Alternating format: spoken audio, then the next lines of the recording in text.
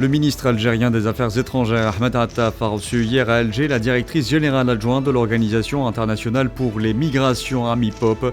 Les discussions ont porté sur les perspectives du renforcement du rôle de l'OIM dans l'accomplissement de son mandat qui vise essentiellement à assurer une gestion humaine et ordonnée des migrations selon une approche globale basée sur la légalité et la coopération internationale.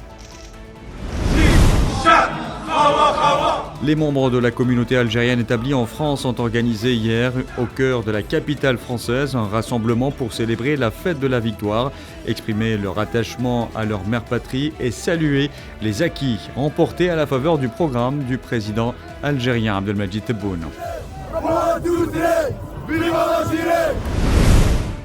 Le président syrien Bachar al-Assad, accompagné de son épouse Asma, ont effectué hier une visite officielle aux Émirats arabes unis. C'est ce qu'a rapporté l'agence de presse officielle émirati WAM. Et des prisonniers palestiniens dans les geôles sionistes ont publié hier une lettre présentée comme un testament collectif avant leur grève de la faim ouverte annoncée auparavant pour le début du mois de Ramadan. Le président iranien Ebrahim Raïssi a salué hier une invitation qu'il a reçue du roi d'Arabie Saoudite pour se rendre à Riyad et qui a salué son rôle dans l'accord conclu entre les deux pays frères.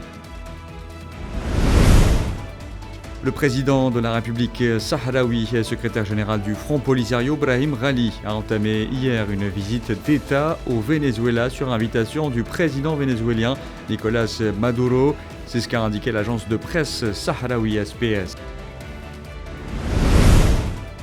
Le président chinois Xi Jinping effectue une visite d'État en Russie du 20 au 22 mars sur invitation du président russe Vladimir Poutine. Il s'agira de sa première visite après sa réélection pour un troisième mandat par l'Assemblée nationale populaire. Les deux présidents auront un échange de vues approfondi sur les relations bilatérales ainsi que les principales questions internationales et régionales d'intérêt commun.